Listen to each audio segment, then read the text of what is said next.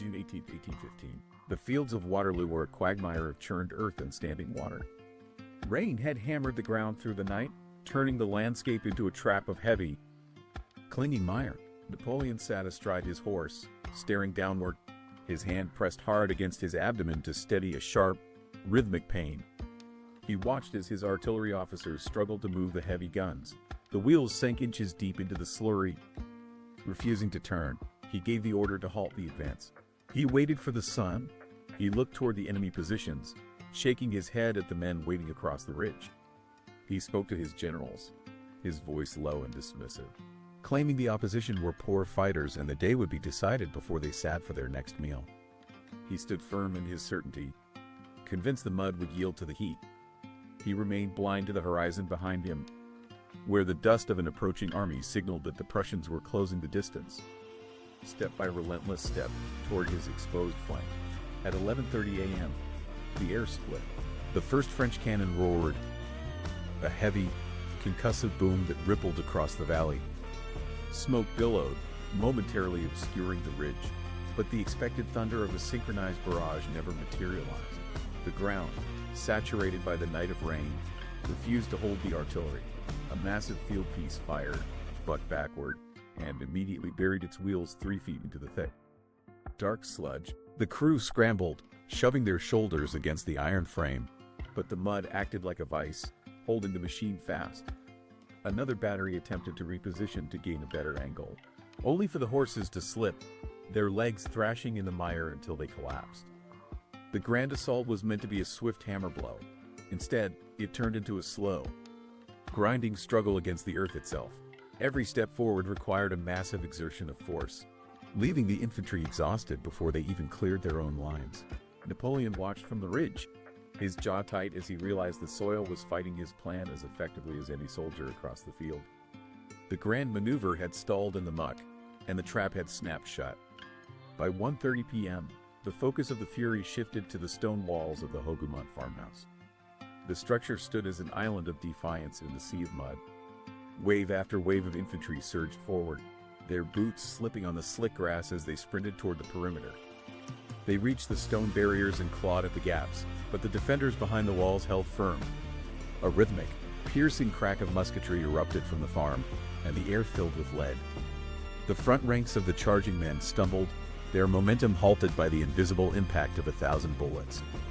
They fell and rose, hitting the mud with sickening, heavy thuds. Those behind them stepped over the fallen, only to be met by the same relentless fire. The stones of the farmhouse walls chipped and crumbled under the constant barrage. Yet the position held. Napoleon watched through his telescope, his lens tracking the carnage as the space between his lines in the wall filled with broken bodies. He shifted his grip, but the scene did not change. The assault continued, a desperate, grinding cycle of men running into a wall of fire, only to be cut down before they could strike a single blow. Napoleon adjusted his telescope, his knuckles white against the metal casing. He scanned the far edge of the battlefield, searching for the telltale movement of his own reinforcements. He needed a breakthrough. He needed the arrival of his reserves to tip the balance against the stubborn resistance at the farmhouse. A low, rolling vibration traveled through the ground, vibrating up through the soles of his boots. He squinted as a thick, dark cloud of dust began to boil up on the eastern horizon. For a fleeting second, he leaned forward, his breath hitching in his chest, anticipating the sight of his own banners emerging from the haze. But the wind shifted, tearing the veil of dust apart. Small, distinct patches of color appeared within the murk, not his own colors. The deep, unmistakable blue of the Prussian forces materialized across the distant fields. The reality hit him with the force of a physical blow. His grip on the reins tightened so hard the leather groaned. There would be no reinforcements from his side today. Instead, a new, fresh enemy was closing the distance, intent on slamming into his exposed flank. The tactical landscape had shattered in an instant, and the weight of the gamble began to press down with terminal force. By 4 p.m., the ridge held by the British forces appeared to thin. Marshal Ney leaned forward in his saddle, his eyes locked on the movement behind the crest. The line seemed to pull back, retreating from the edge of the slope. He watched the gaps appear and the movement deepen. To his mind, the resistance had finally broken. He did not hesitate. He raised his arm, signaling for the cavalry to advance. The order rippled through the ranks, and 5,000 horsemen surged forward as one. They hit the base of the slope, hooves churning the saturated earth into a spray of mud. The sound was a low, rhythmic thunder that seemed to shake the very foundations of the battlefield. They picked up speed, pushing their mounts into a gallop, eyes fixed on the empty ridge ahead. They crested the rise, expecting to see a fleeing enemy, but the ground before them remained deceptively still.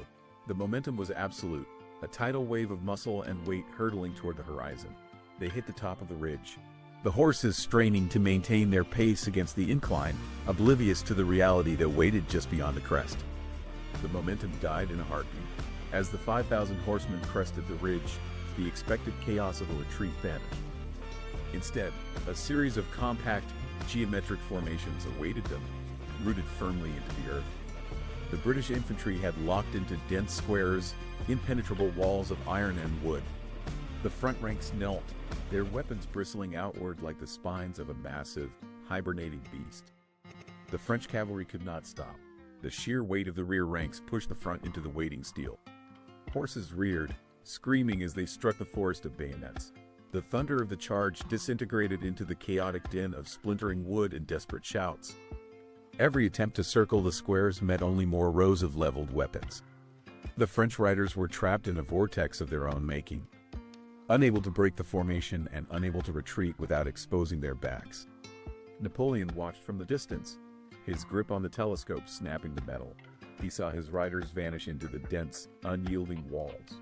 The elite force was being systematically dismantled, a tidal wave crashing against a jagged reef. The air filled with the sharp report of musketry fired at point-blank range, turning the ridge into a slaughterhouse of broken motion. The horizon darkened as the Prussian columns pushed relentlessly against the flank. The battlefield was a ruin of mud and wreckage, but the pressure on the right side forced a final, desperate decision. Napoleon lowered his gaze from the decimated slopes. He knew the cavalry charge had failed to break the line. With his flank crumbling and his options exhausted, he signaled for the final reserve. These men moved from their holding position with a slow, deliberate pace that defied the surrounding chaos. They did not run, they did not shout, they simply walked, their feet sinking deep into the churned earth with every step. The thousands who watched them felt a sudden, unnatural stillness descend upon the field. The heavy thud of their synchronized boots echoed over the groans of the wounded and the distant roar of the Prussian guns. They moved in a perfectly straight line, cutting through the smoke and the shadows of the late afternoon. The ridge ahead loomed, silent and waiting. Every observer held their breath as the column reached the base of the incline. Their steady, rhythmic advance, the only sound in a world that had forgotten how to be quiet. They marched toward the crest, their steady pace a final, chilling gamble against the inevitable. The reserve reached the final 100 yards. The ridge was a wall of tall, wind-swept grass. Nothing moved. No sound came from the other side. The marchers continued, boots pulling free from the thick mud with rhythmic, sucking sounds. They reached the very edge of the summit, their forward momentum carrying them into the trap. Then, the silence shattered. A voice bellowed a single command that echoed across the entire valley. In an instant, the grass seemed to rise. Hundreds of figures stood up in a single fluid motion. The line of leveled barrels stretched across the entire front of the advancing column. Before the reserve could raise their own weapons, the air turned white with smoke. A massive, thunderous roar erupted, shaking the ground beneath them. The front ranks of the column simply vanished into the wall of lead. The force of the volley knocked men backward, piling them into one another in a tangled mess of limbs and iron. Those still standing stumbled, blinded by the sudden thicket of sulphurous fog. The invincibility they carried had been stripped away in a single heartbeat. The ridge, which had been silent seconds ago, was now a wall of fire, systematically tearing the formation apart from point-blank range. The wall of lead had done its work. The disciplined, rhythmic pace of the advance evaporated in a heartbeat. Men staggered, clutching empty spaces where their comrades had stood only seconds before. The smoke from the muskets hung heavy, stinging the eyes and choking the air, turning the ridge into a blinding, suffocating maze.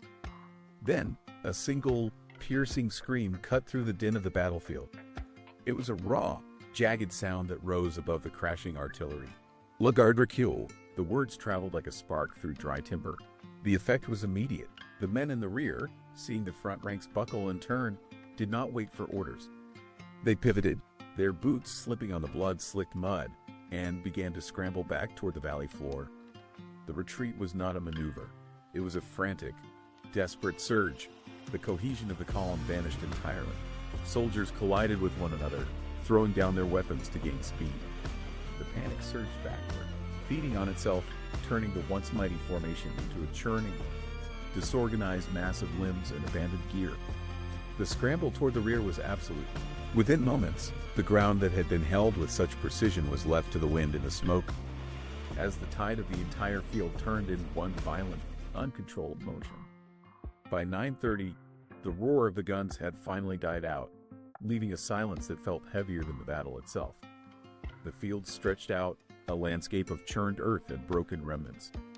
The mud, once a treacherous trap, now held only the discarded debris of a shattered empire. Napoleon stood motionless, staring at the carnage as the last of the light bled from the sky. He did not move until a handful of his protectors reached him. They took him by the arms, pulling him away from the ridge and into the encroaching darkness. His boots dragged through the muck, leaving deep, jagged furrows in the wet soil. He looked back once, but there was nothing left to command. His power, his influence, and the legacy he had built over years were buried here in the cooling mire. The guards hurried him forward, their footsteps heavy and uneven on the uneven ground. They disappeared into the shadows at the edge of the woods. The wind picked up, stirring the smoke and bringing the smell of cold iron and damp earth. On the field, no one remained to challenge the silence. The 12-hour gamble had reached its absolute end, leaving behind only the wreckage of a broken dream, swallowed by the mud in the coming night.